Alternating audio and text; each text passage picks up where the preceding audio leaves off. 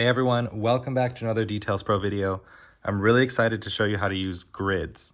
Grids are a new type of element I just added to Details Pro, and this unlocks so many possibilities. Let's get started. I'm going to show you 3 different examples for how to use grids, starting with how to use the count mode for grids. So you can see here on the left, I've got a new element, vertical grid. Now up over here, you'll see an option for count. So this is how count works. Basically, count lets you pick exactly how many columns you want to see. And then each one of your items gets fit automatically into those columns. And the columns are always going to be equally wide. So the default here you can see is 3. If I go down, we can go down to 2 columns, down another one to a single column. And I can just tap, go back and forth with this awesome stepper. So I'm using repeat, which makes this really easy because you can see if I have 3 columns, I can add more items and fill this out, and I'll go through and edit those later. The other mode for grid is a mode called auto.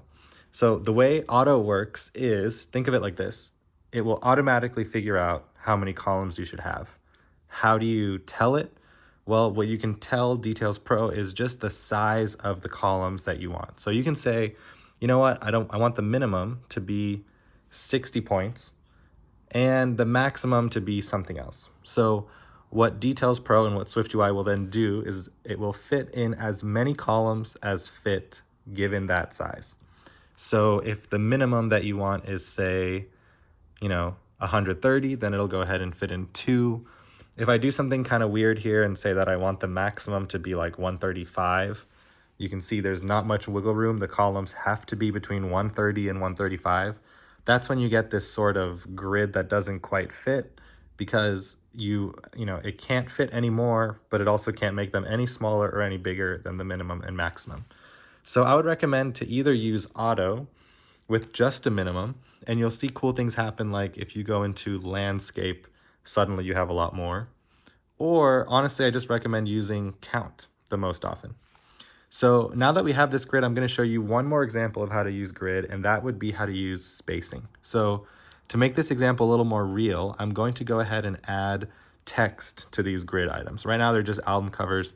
You don't know what album it is, so let's go ahead and add in some text. So what I'm going to do is I'm going to change this from being just an image to being an image in a vertical stack. Then I'm going to add the text here for these elements. I'm going to add 2 elements, actually.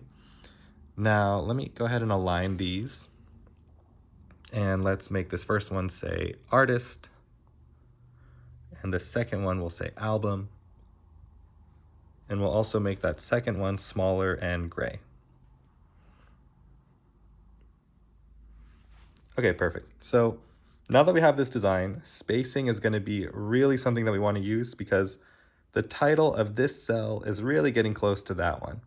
So here's how you change spacing with grids. You select the grid. You've got 2 different spacing options. You've got column spacing and row spacing. I want to use row spacing. So I'm going to go ahead and go boom, boom, boom, make it a little bigger using that +10 button. And now you can see I can space out my rows a lot more easily, give them a little bit of room. You could also use spacing between the columns if you'd like to make them, just kind of have to space apart a little bit. But I actually like the default in this scenario, and I'd probably go down to 2 columns. And maybe I would also increase that corner radius. And now this is looking great. I can go ahead and start changing my content and go from there. So there's a quick tour of how to use grid. I'm really excited about it. If you have any questions, please let me know in the comments, and I hope you enjoy.